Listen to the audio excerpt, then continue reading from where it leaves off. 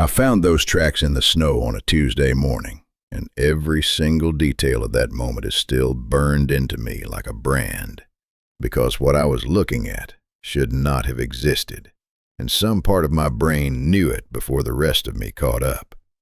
3 lines of paired impressions, clean and deliberate, crossing the fresh snow on the ridge above the old copper workings, and then just stopping at a crack in the rock face. Not fading, not disappearing into a drift. Stopping, like whatever made them had simply stepped through solid stone and kept going on the other side. I stood there for a long time in the cold, with my breath coming out in slow clouds and my survey pack hanging off one shoulder, and I did not move. Not because I was frozen with fear, which would at least make sense. I did not move because I was calm.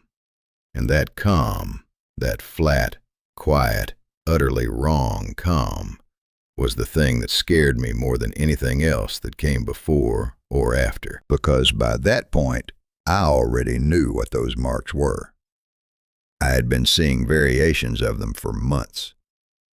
I had been filing notes about them in a folder I kept locked in my kit case. A folder I had titled in my own handwriting, very quietly, very precisely, the way a surveyor titles things when he does not want to alarm himself. I am a land surveyor. That is not a dramatic profession. I spend my working life measuring things. I walk terrain that most people will never see. I record what is there. I produce maps that tell other people where the edges of things are. Property lines, drainage pads, the boundaries of old mineral rights that nobody has exercised in generations.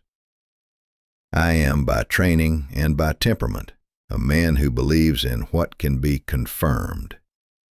If I can walk it, measure it, and write it down in a way that another surveyor could verify, it is real. If I cannot, I set it aside until I can get better data. That approach had served me well for nearly 15 years. I had worked upland country in 4 different districts, stayed in farmhouses and field huts in all weathers, mapped terrain that shifted under frost and flood, and never once encountered anything I could not eventually account for with enough patience and the right tools. I was not a man who heard things in the dark. I was not a man who felt watched on empty hillsides. I was practical and careful, and I think reasonably good at what I did. Then I got assigned to the Eastern Upland District, and within 6 weeks I was keeping a locked folder with a title I did not want anyone to read over my shoulder. The assignment itself was ordinary. A large estate with contested boundaries, several parcels of old mineral rights that needed confirming before a sale could go through, and a scattering of decommissioned mine workings that had to be located and recorded for liability purposes. The copper operation had been shut down for decades. The records were incomplete, which was not unusual for operations that old. My job was to walk the ground, confirm what was where, note any surface hazards, and produce a clean set of maps that a solicitor could actually use. I started in the lower fields and worked upward over the first 2 weeks. The terrain was steep in places but manageable. Good stone walls, old drainage channels that still mostly held their lines, gate posts that had been standing so long they had grown into the hillside. I liked it. There is a particular pleasure in reading country that has been worked for a long time. You can feel the decisions that were made generations back, the logic of why a wall runs exactly where it runs, why a track bends at a certain angle to avoid ground that looks solid but holds water in winter. It is like reading a very long, very quiet conversation between people and land. I had been there about 3 weeks when I started noticing the impressions near the upper fence lines. At first I thought animals, which was the obvious answer. The farms on the ridge kept sheep, and sheep will press into soft ground along fence lines when they are bunching together. But the shape was wrong. Too narrow, too paired, too regular. Not hooves, not boots either, though I checked that thought carefully. The spacing was not human. The depth was not human. And they always ran in the same direction, uphill toward the edge of the old workings, as if something was consistently moving toward a specific destination and had been doing so long enough to wear a faint but readable line into the ground. I noted it in my field book and kept going. I was a surveyor. I noted things. But I went back to look 3 more times over the following week, which is not something I normally do. And each time I went back, I found the line had extended a little further across the pasture, a little closer to the nearest farm boundary, as if whatever was making it had been gradually expanding its range. I did not tell anyone yet. I told myself I needed more data. If you are finding this account and you want to know how it ends, stay with it, because this story goes somewhere that no official report ever recorded. And if you can, follow along and leave a comment below, because I have a feeling some of you have walked similar high ground and seen things that never made it onto any map either. I had been in the district for just over a month when I was invited to supper at a neighboring farm, and that was the first night I heard about the missing animals and the circles they left behind, and the way the ground on the eastern pasture had started answering itself in the dark. The farmer's name was James. He was a straightforward man, not given to drama, the kind of person who describes a broken fence post with the same flat precision he would use to describe a house fire. He poured tea without asking and set a plate between us and said, very matter-of-factly, that he had lost 9 animals in the past 2 months, and not one of them had left a trace worth reading. I said I was sorry to hear it. I asked if he thought dogs or theft. He shook his head slowly. He said no blood, no wool caught on wire, no tracks going out that matched the animals going missing. He said what he found instead, twice now, was a ring of hoof prints in the soft ground of the upper pasture, all facing inward toward a central point, like the animals had gathered around something that came up from below. And then they were just gone. I kept my face level. I reached for my tea, and under the table where James could not see it, I pressed my thumbnail into my palm hard enough to leave a mark, because that was the moment I stopped telling myself I needed more data. I already had enough. James was not the only one losing animals, and the moment he named his neighbor, I felt something drop in my stomach like a stone through water. It turned out that 3 farms on the eastern ridge had been dealing with the same thing across the same stretch of weeks, and not one of them had said anything to the others until very recently, because each of them had assumed it was their own problem, their own bad luck, their own failure of fencing or attention. That is what isolated country does to people. It makes every loss feel personal and private. It was only when James ran into his neighbor at the feed merchant in town, and they both started describing the same absence, the same clean disappearance, the same rings of hoof prints facing inward, that anyone had started to understand this was not happening to one farm. It was happening to a district. I asked James how long he had known the other farms were affected. He said about a week. I asked why no one had reported it formally. He looked at me with the particular expression that upland farmers use when they consider the usefulness of official channels, which is a look somewhere between tired and amused, and said that the last time someone from the county office came up to investigate a complaint, they spent 40 minutes trying to find the farm on a map that was 30 years out of date before giving up and going home. He had more faith in dealing with things himself. I understood that.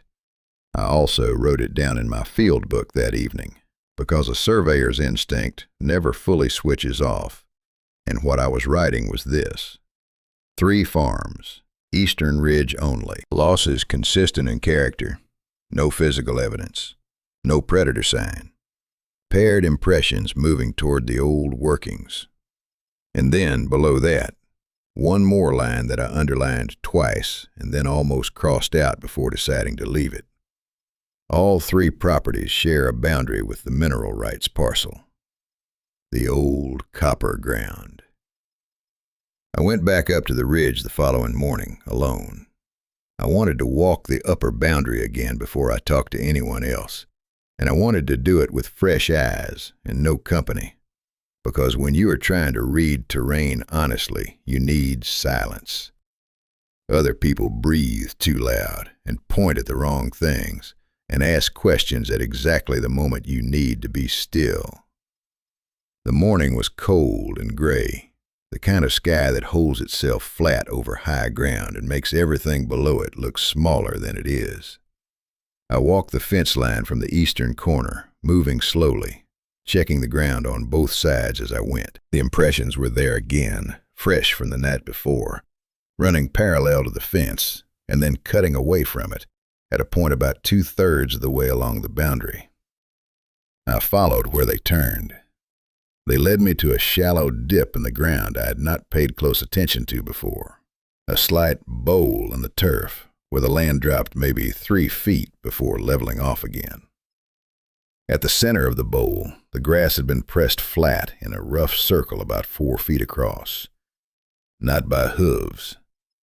The pressure marks were too even, too deliberate, arranged inward from the perimeter in a way that suggested weight distributed with intention, not animal instinct.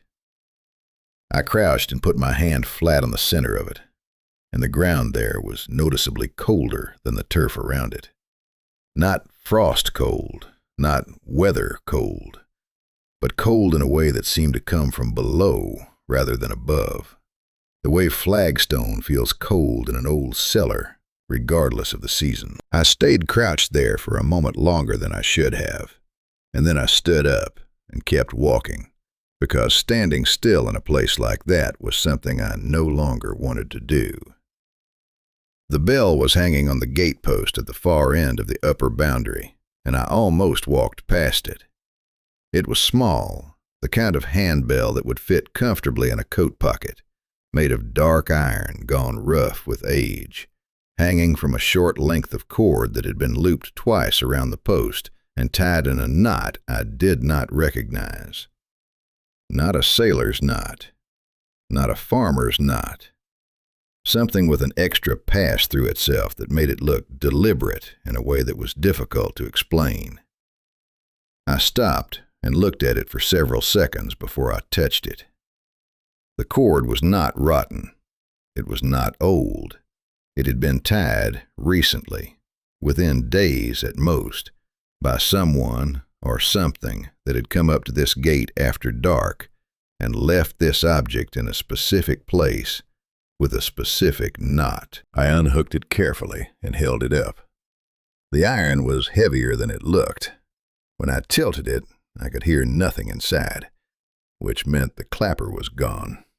But when I looked into the mouth of the bell, I saw that the interior was not smooth. The inside surface was marked with scratches running from the rim upward in parallel lines, consistent in depth and spacing, like notches cut deliberately into a counting stick. I turned the bell slowly in my hands and counted them under my breath. 41. Not random, not rust damage. 41 marks made by something with a sharp point and a clear intention to record a number. I put it in my pack and walked down without stopping. And on the way down, for the first time in 15 years of working alone on empty hillsides, I had the feeling that I was being watched from below the ground rather than from anywhere around me.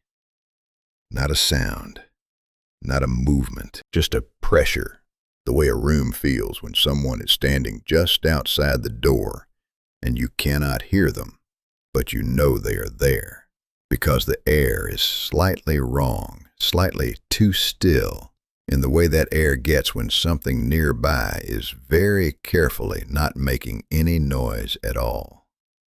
I did not look back at the gate. I had already seen enough of it to last me a long time. That evening, I set the bell on the table in my rented room and looked at it in proper light, and I thought about the old farmhand I had passed on the track that morning, a weathered man of about 70 who worked the lower fields of James's property. He had seen me coming down from the upper boundary, and when his eyes caught the shape of the bell through the open flap of my pack, his face had done something I had not expected from a man of his composure. He had gone still, in the way that people go still when they recognize something they were hoping never to see again. And he had asked me, in a voice kept very deliberately flat, just one question. He had not asked where I found it. He had not asked what it was. He had asked whether the cord was tied from the outside or from within. Walter did not want to talk about the copper workings. That was the first thing I noticed when I found him, because every other subject he answered without hesitation. But the moment I said the words, "Old Eastern Levels," something behind his eyes closed like a shutter. I had tracked him down through James, who told me the retired mine captain lived about 4 miles down the valley in a stone house with a green door that never quite shut properly because the frame had shifted over the years. Walter was in his late 60s, compact and precise in the way that engineers often are, the kind of man who still kept a ruler on his kitchen table and squared up his books before company arrived. He made tea without being asked and set it down between us and waited, and I could see he already knew roughly why I was there, because people in small upland districts always know more about a stranger's business than the stranger assumes. I told him about the impressions near the fence lines. I told him about the circles in the upper pasture and the cold that came up through the ground at the center of them. I watched his face while I talked, and his face did nothing, which itself told me something, because a man hearing this for the first time would have had at least one small reaction somewhere. Walter had no reactions, because none of this was new information to him. Then I took the bell out of my pack and set it on the table. He looked at it for a long moment without touching it. Then he asked me where exactly I had found it, and I told him, and he nodded once, slowly, as if confirming something he had calculated privately some time before. He did not pick it up. He turned the cup in his hands instead and looked at the window, and then he started talking. And once he started, he did not stop for a long time. He had managed the last active season of the copper workings almost 30 years ago. Small operation by then, running on tight margins, hiring local men who knew the ground and could work quickly. The upper levels had been largely played out, but there was a deeper drive on the eastern face that the company wanted to finish assessing before they wrote the whole side off. Walter had overseen that drive personally. He described it the way a careful engineer describes a technical problem, with precise language and no dramatizing, which made what he said considerably more unsettling than if he had been trying to frighten me. About 60 feet in on the eastern drive, the crew broke through into a cavity that the company had not sunk. It was simply there, behind the rock face, waiting. Walter said the first thing anyone noticed was the smell. Not bad exactly, but ancient, the way the air in a room smells when it has been sealed for longer than anyone living can account for. The cavity was roughly oval, and the walls were not natural stone formation. They had been worked by hand, by something that understood the material, but with tools that left a mark no one in the crew recognized. Narrow, parallel striations at a consistent angle, running in organized rows rather than following any natural feature of the rock. Walter said the foreman had wanted to keep going.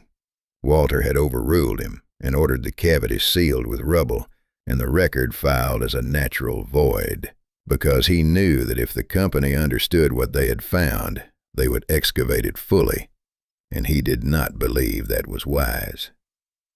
He had not been able to explain that belief at the time, and he could not fully explain it now. He just said that some spaces feel like they belong to the building, and some feel like they belong to what was already there before the building. And this one had felt so completely like the second thing that he had not been able to stay in it for more than a few minutes. I asked him about the knocking. He set down his cup. He said the knocking had started 3 days before they broke through, not from the cavity side, from within the rock between their drive and the cavity, as if something on the other side had known they were coming before they arrived. And when they sealed it back up with rubble and went home, the knocking continued for another 3 days, and then stopped. And then the losses on the eastern farms started, for the first time in anyone's recent memory, and lasted for 1 season before stopping just as cleanly. And now, 30 years later, they had started again. I sat with that for a moment. Then I asked him what he thought was in there. He said he thought the question was wrong. He said he did not think in terms of what was in there. He thought in terms of how long it had been there, and what 30 years meant to something that had already been there long enough to wear its own walls smooth. He picked up the bell then for the first time, and turned it in his hands, and looked at the marks inside it, and counted them quietly to himself. Then he set it back down and said, 41, exactly right, without looking at me for confirmation. I asked him how he knew the number. He said he did not know. He said the number felt familiar, the way an old measurement feels familiar, the way you remember the dimensions of a room you worked in for years, without needing to look them up. He said he would prefer not to think about why that was. I drove back up to the ridge that evening, with Walter's words sitting in me like something swallowed the wrong way, and I pulled out my survey maps and laid them on the table in my rented room, and started doing what I always do when information stops making sense. I started mapping it. What I found when I plotted every location where I had recorded the paired impressions over the previous weeks was not random scatter. It was a pattern so clear and organized that it stopped my hand on the paper for a full minute. The tracks did not wander. They did not explore. They ran in consistent arcs across the eastern pastures, each arc centered on a different reference point, each reference point corresponding exactly to a place where people or animals moved regularly at predictable times. The feeding point at dawn, the gate that the farmhands used at dusk, the gap in the wall where the flock was moved between pastures every few days. Whatever was making those tracks was not investigating the surface. It had already investigated it. It knew the layout. It knew the timing. It was not learning the land. It had already learned it, and now it was applying what it knew. I sat back in my chair and looked at what I had drawn and understood, for the first time with complete clarity, that the thing below the eastern ridge was not behaving like an animal reacting to opportunity. It was behaving like a surveyor. It was mapping us the same way I mapped terrain, systematically, patiently, with a clear purpose that I had not yet been able to identify. And that gap between what I knew and what I needed to know was the most frightening space I had ever stood in. The dog came back without the flock, covered in black mud from the chest down, and it pressed itself against the barn wall and stayed there shaking until well past sunrise. And James said it was the most frightening thing he had ever seen in 30 years of working animals, because that dog had never been afraid of anything in its life. I was there when it happened because I had driven up early to check the eastern boundary again with fresh measurements, and James met me at the gate, looking like a man who had not slept. He walked me around to the side of the barn, and there was the dog, a large, steady animal that I had seen work the flock with calm precision on 2 previous visits, now pressed flat against the stone, with its legs trembling and its eyes tracking something that was not there. Its coat was matted with a dark mineral mud that had no business being on a farm dog, the kind of dense black material that comes from deep and worked ground, the kind I had seen on core samples from mining surveys. Not surface mud, not field mud, the kind of mud that lives far below where light reaches.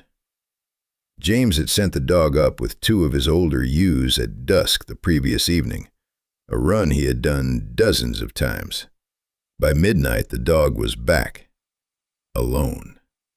The animals were gone. And in the morning, when James's son rode up to the eastern pasture to look, he came back in less time than the ride should have taken, dismounted without speaking, and went directly inside.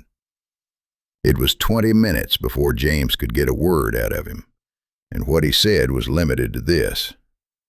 The ground at the edge of the old drainage ditch had been pushed upward from below. The roots of the turf were pointing skyward, and there was a smell coming out of the opened earth that he described as the inside of something very old that had never been aired. I drove up to the ditch myself that afternoon. James came with me, but stopped 10 yards short and waited there, which I respected. What I found was exactly as his son had described. A section of the bank had collapsed outward, not inward the way erosion works, outward, as if something below had pressed steadily against it until it gave way. The exposed earth underneath was that same dense black material I had seen on the dog. The roots of the grass above it hung down into open air, pale and shocked-looking, still alive. I crouched and held my hand over the opening without putting it inside, and felt cold air moving up against my palm in a slow, steady current. Not the random breath of a natural cavity. Rhythmic. Almost tidal, like the long, slow respiration of something enormous resting at the bottom of a very deep place. I drove back down with mud on my boots and a new entry in my field book, and a feeling in my chest that I recognize from certain moments in survey work when you realize the ground you have been confidently measuring is not what the existing maps say it is. The particular cold clarity of finding out that the record is wrong, and you are the one standing on the discrepancy. That night, James called me. He said 3 neighbors had reported hearing knocking under their floors after dark. Not a structural sound, not pipes or settling timber. Measured, deliberate. 3 beats, and then 1, and then 3 together, moving slowly through the dark beneath their homes, like something tracing the underside of the world they lived on top of, learning where the walls were, learning where the people slept. I called Walter after I hung up with James. I told him what the dog looked like, and what the drainage bank looked like, and what the 3 families had heard under their floors. There was a silence on the line, long enough that I checked to make sure the call was still connected. Then Walter said only this: "When it starts learning the houses, you have very little time before the decision makes itself. I asked him what decision. He said the decision about whether to go in. I did not sleep well that night, and by morning, I already knew the answer. I met Walter, James, and Edgar at the farm before first light.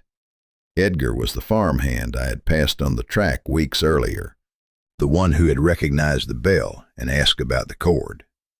He had worked the upper levels as a young man and knew the tunnel layout better than anyone still living in the district.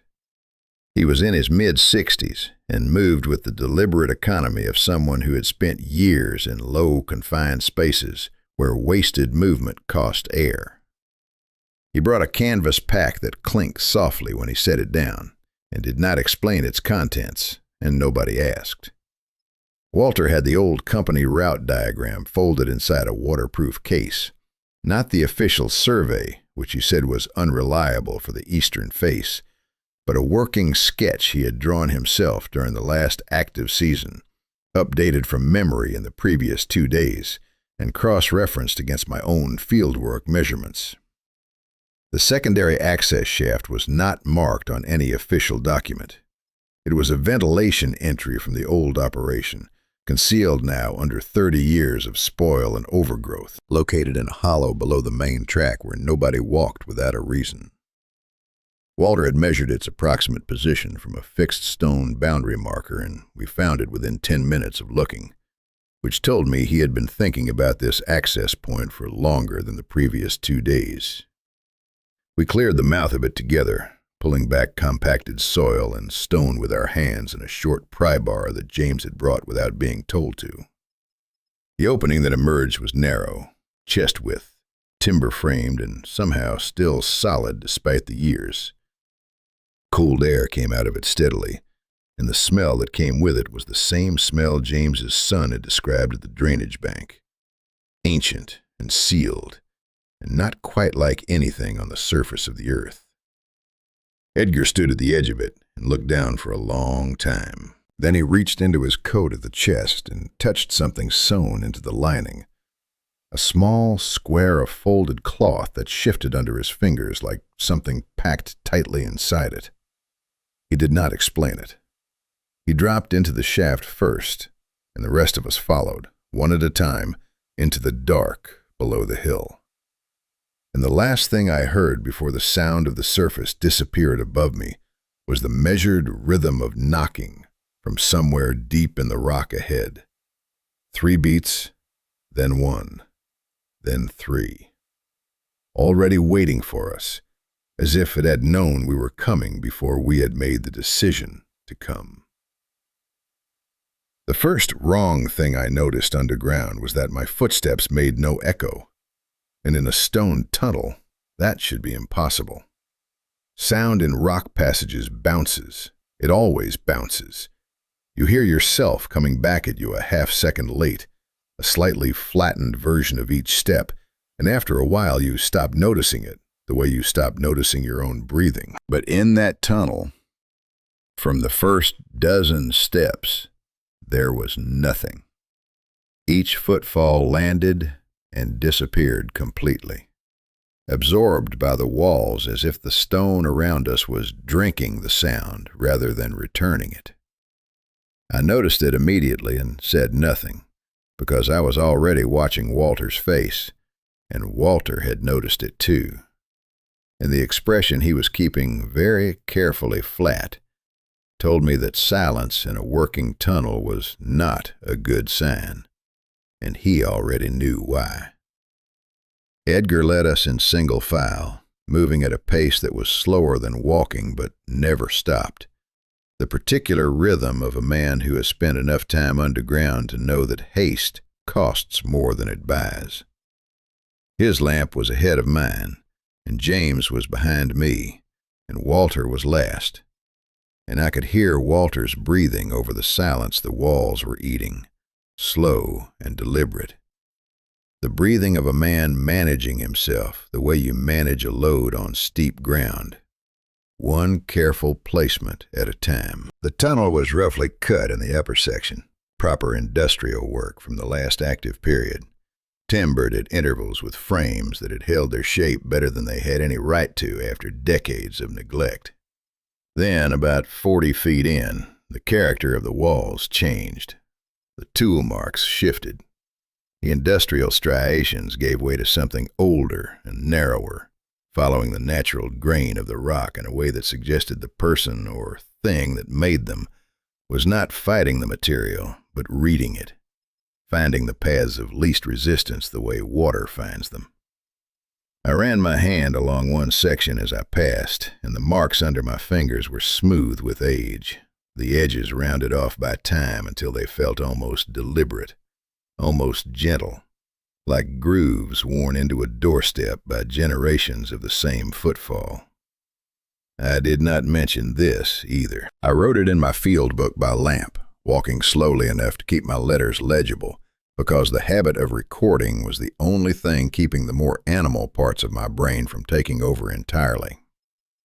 The air got colder as we went deeper, but not uniformly. It came in pulses, the same slow rhythm I had felt at the drainage bank, and between pulses the air was almost still, almost warm, almost breathable in a way that was worse than the cold, because it felt like the exhalation of something resting at depth. James touched my arm once and leaned close and said, very quietly, that he thought he could hear water somewhere below us. I listened. What I heard was not water. It was too regular, too patterned. But I nodded and kept moving. Walter stopped us at a junction where the main drive split into two passages, one heading roughly north toward the area where he said the old ventilation system ran, and one angling down and east toward the section where his crew had broken through into the cavity. He consulted his sketch by lamp and pointed east without speaking, and Edgar, who had been waiting at the junction with his head slightly tilted as if listening, stepped into the eastern passage first. I followed, and the moment I crossed from the junction into the eastern tunnel, the sound changed again. Not the absorption of the upper passage, but something different, a quality of space that told you the rock on the other side of the walls was not solid. There were cavities beyond the stone around us, large ones. You could feel it the way you feel the edge of a cliff before you see it, in a change in the air, in a looseness in the acoustics, in the way your own voice, if you spoke, would carry a fraction too far. I did not speak. None of us did. Then the knocking started, and every careful thing I had been doing to keep myself steady came very close to failing. It began to the left of us, inside the rock, 3 beats spaced evenly, and then a pause, then 1 beat alone, then 3 together. Exactly what James had described hearing under his floor, exactly the same rhythm. But in the tunnel, it was close enough to feel in the chest, a low vibration that traveled through the stone and up through the soles of my boots and into my legs, and the temperature of it was wrong. It felt cold even as sound, if that makes any sense, which I understand it probably does not unless you have felt it yourself. Walter put his hand flat on the wall to his right and held it there. His face changed. He pulled the hand back and looked at his palm in the lamplight, not alarmed, more the way a man looks when a calculation he has been running privately has just been confirmed by a result he was not quite hoping for. He said very quietly that the knocking was not coming from one location. I already knew that. I had been trying to identify a single source since it started, and I could not, because the rhythm was arriving from multiple points simultaneously. Left wall, floor, ahead of us, and from somewhere behind us that had been silent a moment before. James said it was getting closer. I did not correct him, because closer was not quite the right word, but it was not wrong either. The knocking was not moving toward us the way a person moves through a corridor. It was repositioning. The source points were shifting, one going quiet, another starting up further along, like a single signal being handed between relay points, and the relay points were drawing a ring around our position with the patient, methodical efficiency of something that had done this before and knew exactly how much space it needed. Edgar stopped walking. He was standing very still, with his lamp held low, looking at the wall to his left. I brought my lamp up beside his to see what he was looking at. The wall was vibrating. Not visibly, but if you held your lamp close enough, the small particles of dust on the stone surface were trembling in a pattern that matched the rhythm of the knocking exactly. 3, 1, 3. 3, 1, 3. As regular as a clock measuring out something we did not have the right units to understand. Walter said, from behind me, that we were very close to the cavity wall. He said we should move quickly now and stay together. And then Edgar put his hand against the vibrating stone, pressed flat against it, and went completely still. And I watched his expression change into something I had no name for.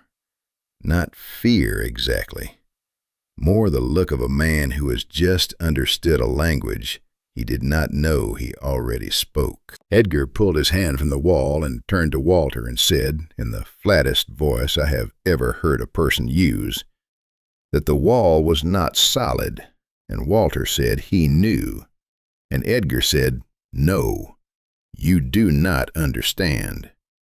I mean, it is not solid right here, right now. And he pressed his palm against the stone again, and this time I put my hand beside his and felt it too.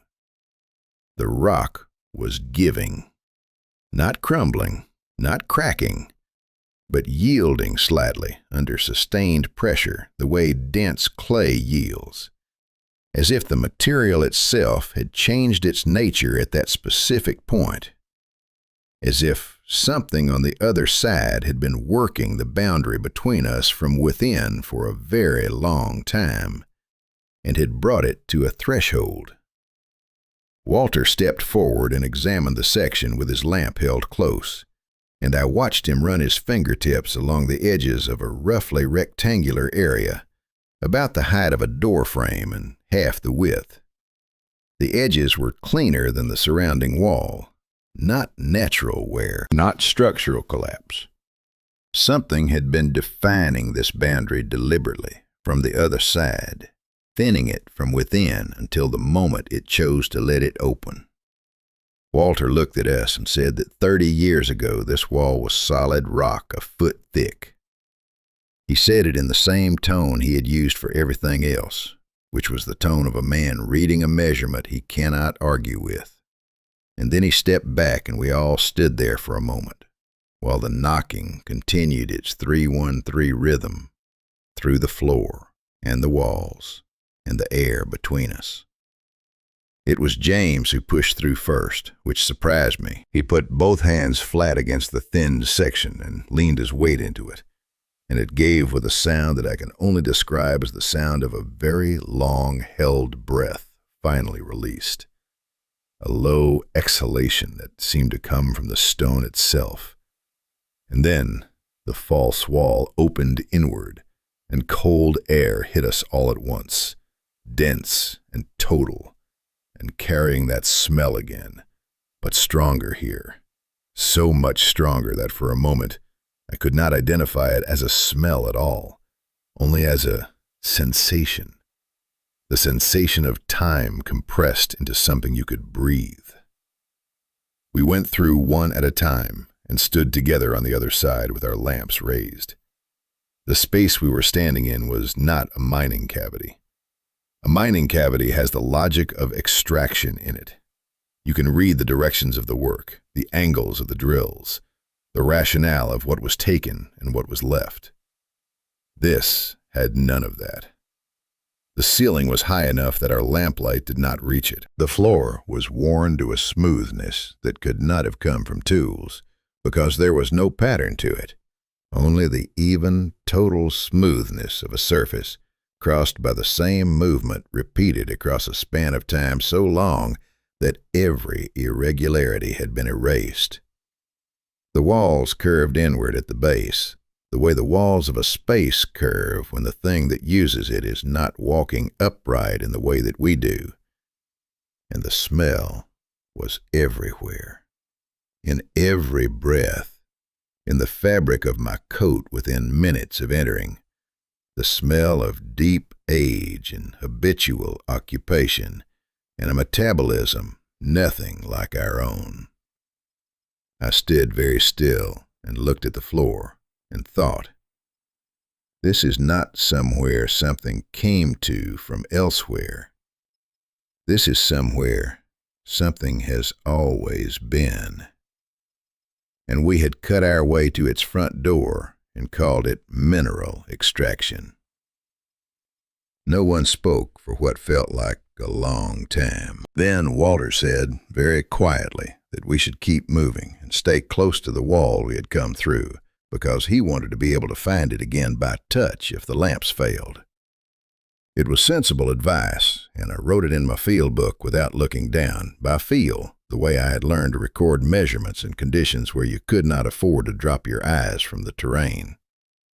We moved along the curved wall in a loose group, James ahead and to my left, Edgar just behind him, Walter and I together, and the knocking had stopped, which was worse than when it was happening, because the silence that replaced it was not empty. It was attentive. It had the quality of a pause rather than an absence, the silence of something that has been moving and is now chosen to be still. James raised his lamp toward the far side of the chamber, and that was when we saw it. Low in the passage mouth, on the opposite wall, perhaps 20 feet from where we were standing, there was something pale and motionless in the lamplight.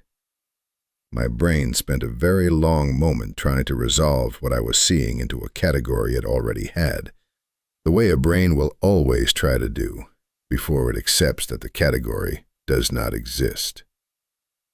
It was roughly the size of a large person, but the proportions were wrong in ways I cannot be precise about even now. The suggestions of limbs arranged in an order that my memory keeps sliding away from when I try to look at it directly. And where the face should have been, there was a surface that was smooth and angled and had no eyes, no feature designed for looking outward, because it had never needed to look outward. It had lived its entire existence in a world where sight was irrelevant, and every other sense had been refined in its place to something we have no equivalent for. It did not move toward us. It oriented. It turned the featureless face in our direction, the way a person turns toward a sound in a dark room. And the accuracy of that turn was exact. It pointed itself at us with a precision that made clear it knew exactly where each of us was standing, how many of us there were, and how far apart. And then Edgar, standing just to my left, made a sound that was not quite a word and not quite a shout. I turned, and Edgar was gone. His lamp was on the floor of the chamber, still lit, the flame standing perfectly upright in the still air. The pack he had been carrying was beside it, but Edgar himself was simply not there, and the passage behind us, the one we had come through, was closed. Walter grabbed my arm so hard I felt it through my coat and said, "Move." Not loudly, not in a panic, just a word, flat and final, the way you say a word when every other option has already been eliminated. I grabbed Edgar's lamp from the floor without thinking. 3 lamps instead of 4, but 3 was what we had now, and I was not leaving a light source in that chamber. James was already at the false wall, pressing both palms against the stone where we had come through, and for one terrible second, Nothing happened. The wall held, and I felt the whole situation compress into that single point of contact between James's hands and the rock. Then Walter was beside him, and I was beside Walter, and the three of us pushed together, and the wall opened. The same low exhalation as before, but faster this time, the stone swinging back as if it had been waiting for exactly this much combined weight. And we went through in a single scrambling movement that I am not proud of in its lack of dignity, but which I would repeat without hesitation. We ran. There is no better word for it. Edgar's lamp in my left hand, my own in my right. The tunnel ceiling close above us, and the sound of our boots finally making noise again on the stone. Because whatever property of the upper passage had absorbed sound was gone here, replaced by hard, flat echoes that came back at us a fraction of a second late and made it sound, briefly, horribly, like there were more sets of feet behind us than there should have been. I did not look back. I have thought about that decision many times in the years since. I did not look back because I had understood, in the chamber, that looking back was something the pale thing in the passage mouth did not need to do. And I did not want to find out whether that was because looking back was irrelevant, or because there was nothing behind us worth turning to see. Walter led us out by memory alone in the last section, because his lamp sputtered on the climb and reduced to a small, struggling flame that gave us shapes but not detail. He did not slow down. The route was in him the way old measurements stay in a surveyor long after the notes are lost, in the hands and the feet, and the particular angle of the body on a familiar slope. We reached the shaft mouth, and James went up first, and I handed the lamps up before I climbed, and Walter came last, and we stood in the gray morning air above the hill, and none of us said anything for quite a long time. The cold outside felt different from the cold below. Above ground, cold is weather. What we had been breathing down there was something else. The cold of a place that has its own climate entirely, one that has never been corrected by sunlight or wind or any of the ordinary forces that keep the surface of the world within limits a person can survive in.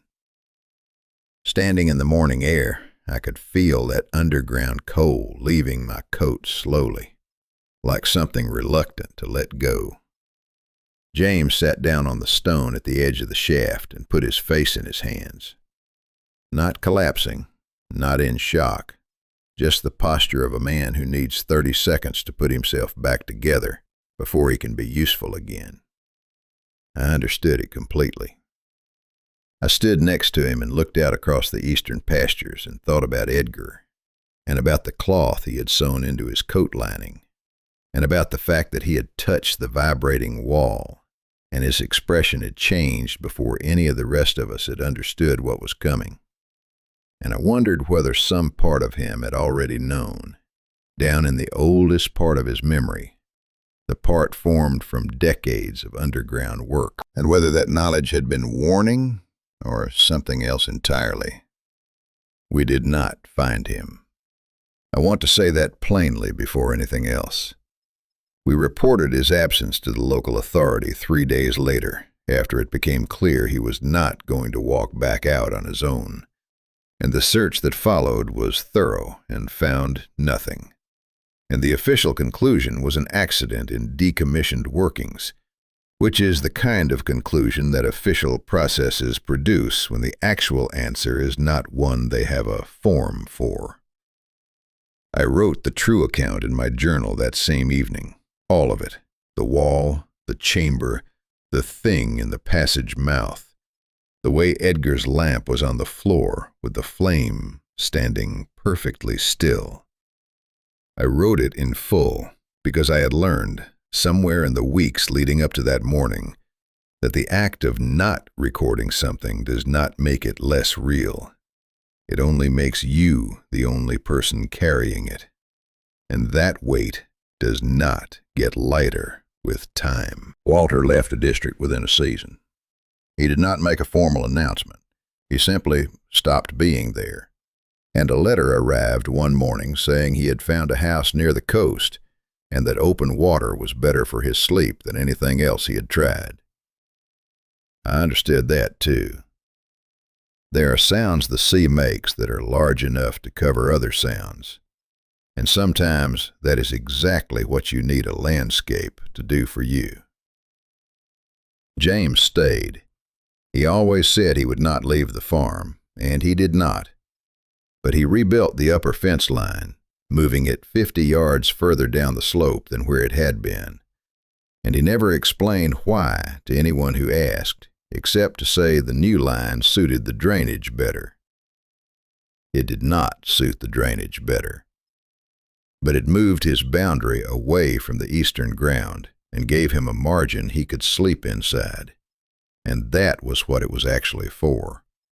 And anyone who had been there that morning would have understood without needing the explanation. I continued my survey work. I requested only lowland assignments, and I got them because I had a clean professional record and a reasonable reputation, and no one who allocated assignments knew any reason to give me the upland districts I was quietly removing myself from. That is the useful thing about institutions. They respond to paperwork, not to what is written in a locked folder inside a kit case that you carry with you everywhere and never leave in a rented room. I kept the folder. I kept all the notes from those months, every entry from the field book, every sketch, every measurement of the paired impressions and the distance they traveled and the direction they consistently moved. I kept them because Walter had told me, on the phone the night the knocking started under the farmhouse floors, that the decision about whether to go in would eventually make itself. And I had come to believe that some other decision, some future decision by some future person standing on the same eastern ridge, might make itself differently if the record existed than if it did not. That was the only justification I had for keeping it, and I still think it was enough. But what I had not yet found, and what I was about to find, was evidence that this particular decision had been made before, many times, by people who had left their own records in places where no one had thought to look for them. The county engineer spent 4 hours on the eastern ridge and capped the wrong shafts, and I stood at the field boundary and watched him do it and said nothing, because by that point I had stopped believing that the official record and the actual situation had anything meaningful to do with each other. He had been brought in about 3 weeks after Edgar's disappearance, not because of what had happened to Edgar, but because a drainage inspector doing routine work had flagged subsidence near the old mine boundary on a standard survey form, and that form had traveled up through the appropriate channels and eventually produced an engineer with a clipboard and a van full of concrete aggregate. His name was on the paperwork I was later given a copy of. He was thorough in the way that people are thorough when they have a specific checklist and no reason to look beyond it. He walked the upper ground, identified 4 shaft openings, ordered them capped, and filed a report attributing the livestock losses to predation and terrain instability. I read the report that same week. It was well written and completely confident, and wrong in every conclusion it reached. And there was nothing in it to suggest the engineer had noticed anything unusual at all, which told me one of 2 things. Either the eastern ridge had been entirely quiet during his visit, which was possible, or whatever was below had assessed him the way it had assessed everything else on the surface, decided he was not a threat to its boundaries, and let him work undisturbed. I found that second possibility considerably more unsettling than the first.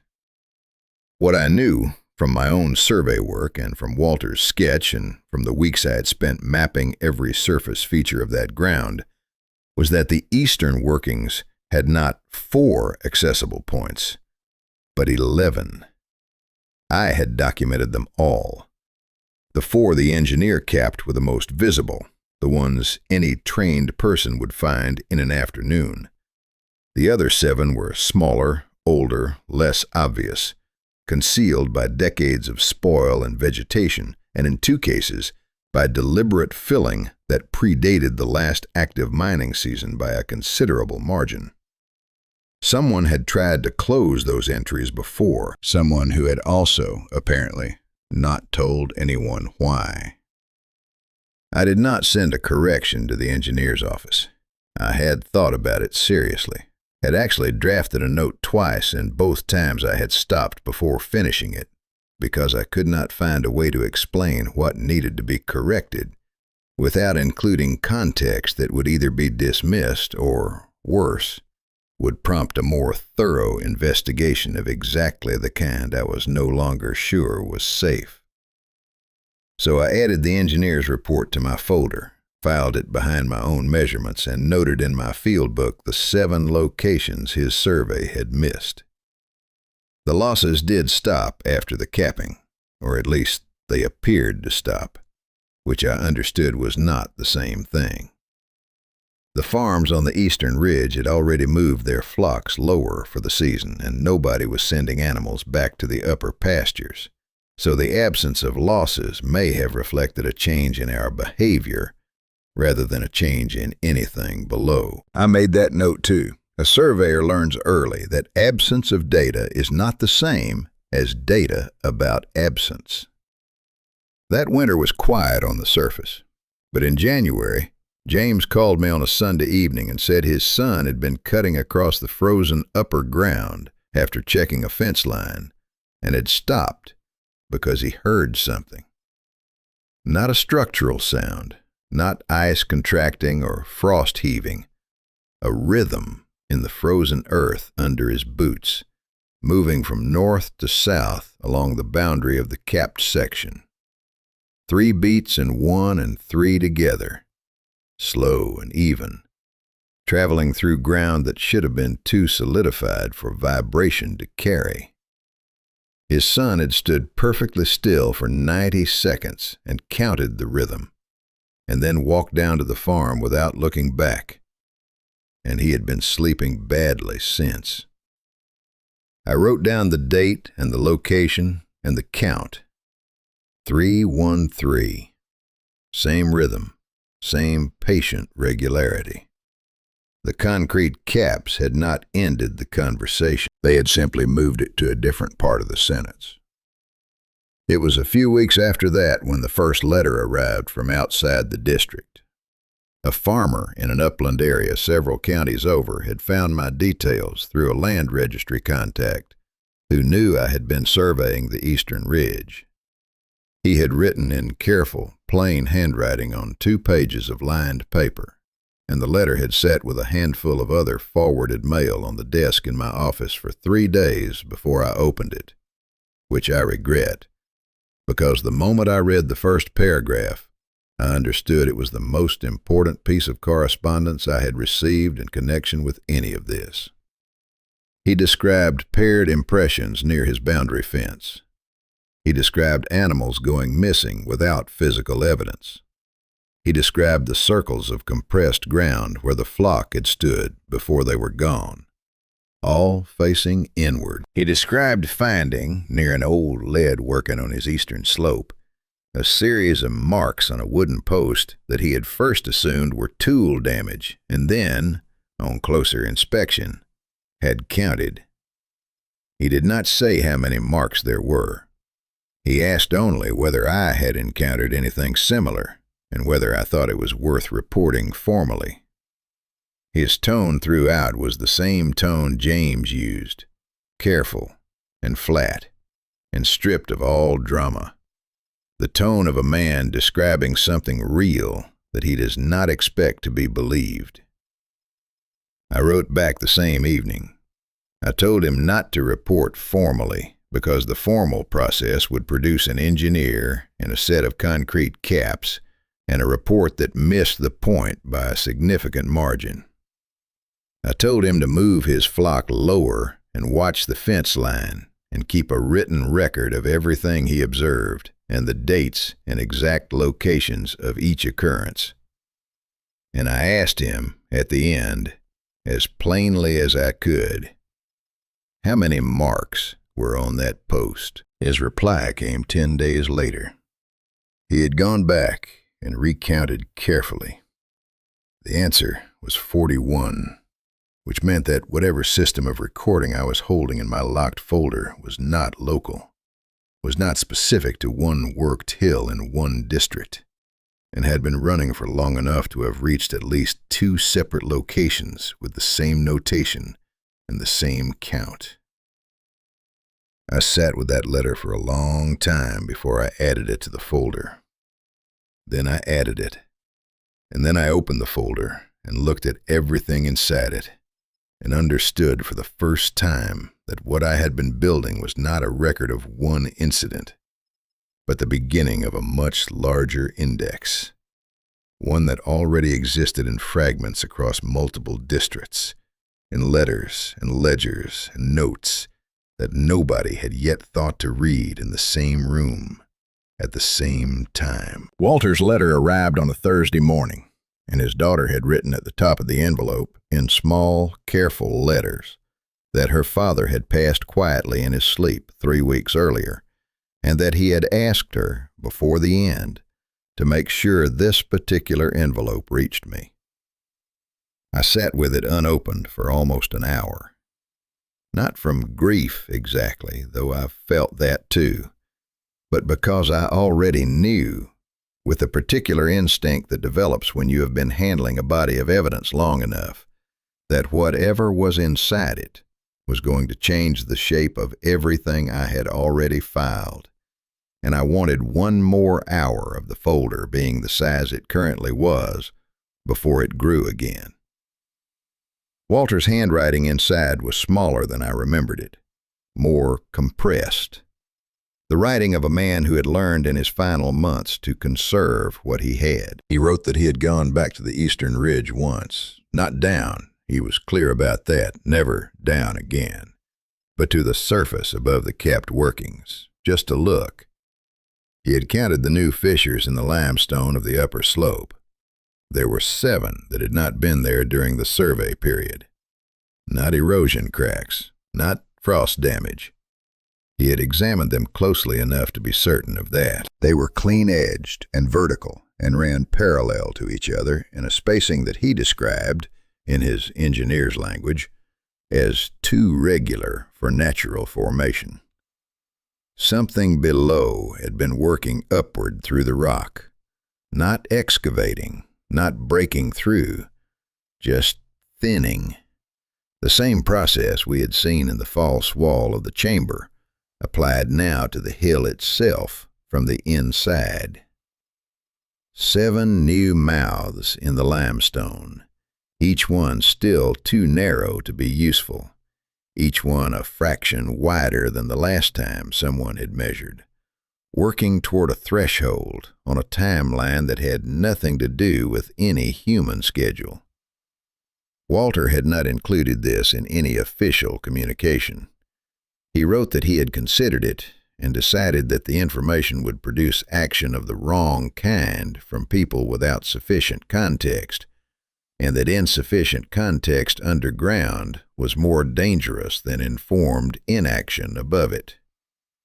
At the bottom of the page, in the last line he had written before sealing the envelope, he had put this: I do not know what the 41 marks counted, but I think they were not a record of something already taken.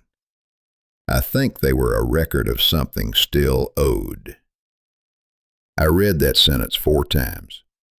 Then I added the letter to the folder and sat back and looked at the ceiling of my office for a long time. In the weeks after Walter's letter, I went back through everything I had gathered since that first winter on the eastern ridge, and I did something I had not done before. I organized it chronologically. Not by the date I received each item, but by the date each item described. The farmer's letter from the neighboring county. The note Walter had enclosed. The January phone call from James about his son hearing the rhythm in the frozen ground. The engineer's report with its 4 capped shafts.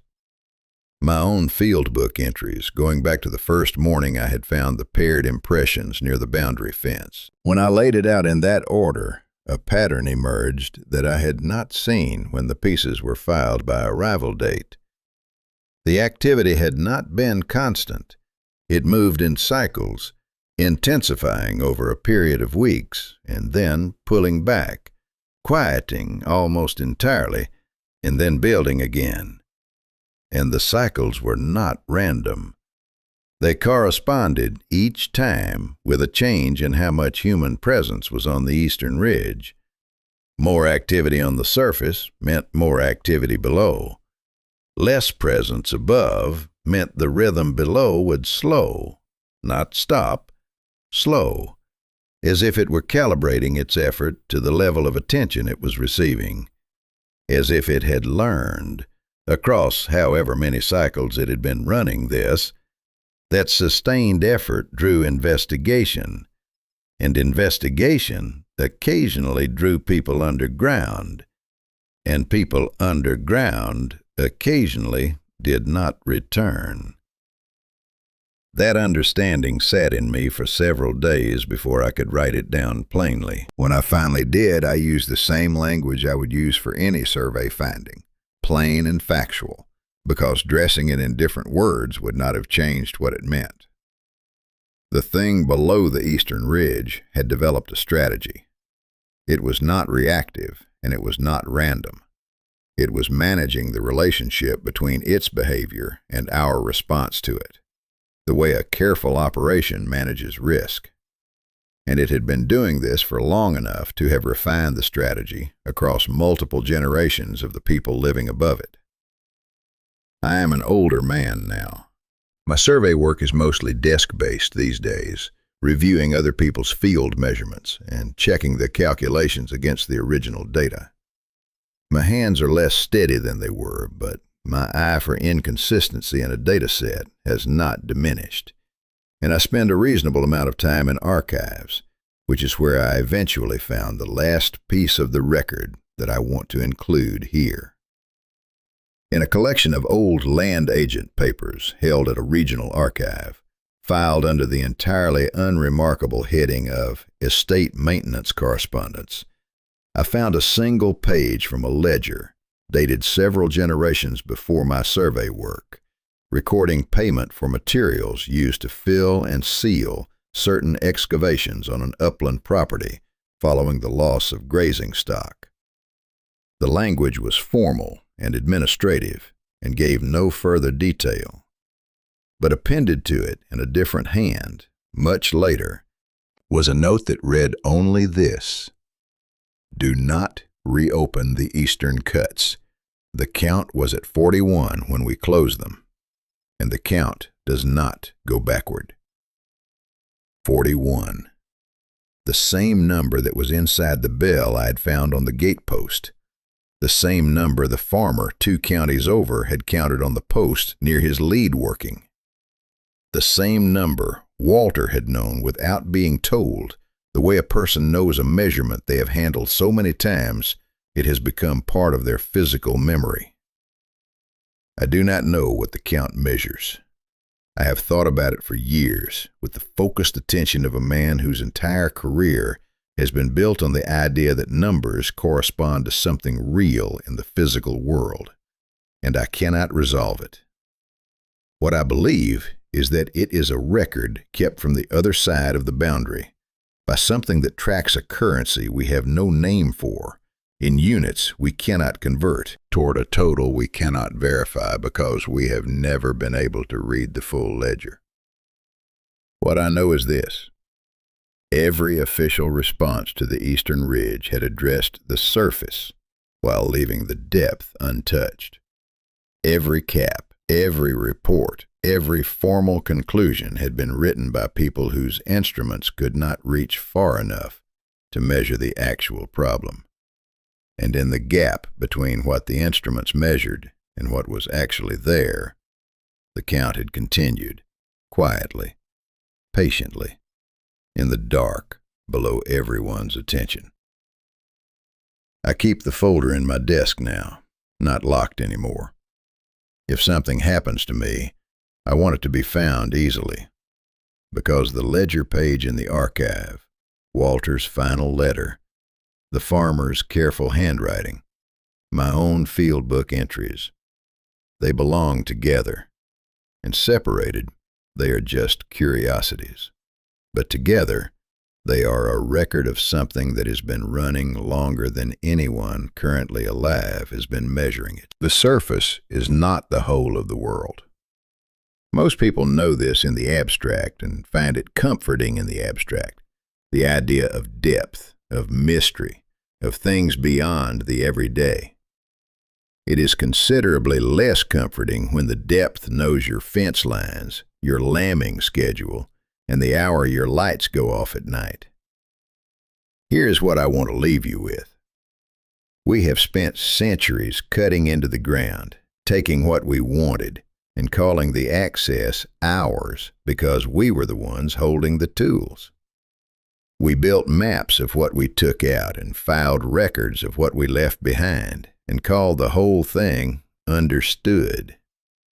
But a map only records what the map maker was able to see, and there are things below the worked ground of every high country on this earth that no instrument designed for extraction was ever built to detect.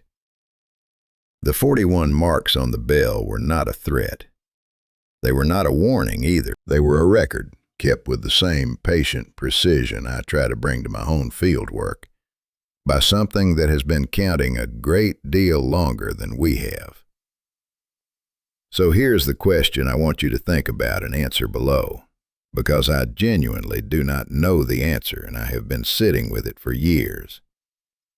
If something has been living below the ground since long before we arrived, has been watching us build our walls and learn our routines and bury our records, and has been keeping its own count the entire time, at what point does the trespass stop being ours? If this account reached you and stayed with you, leave a like and follow the channel, because there are more records and more folders, and some of them have counts that have not yet reached 41.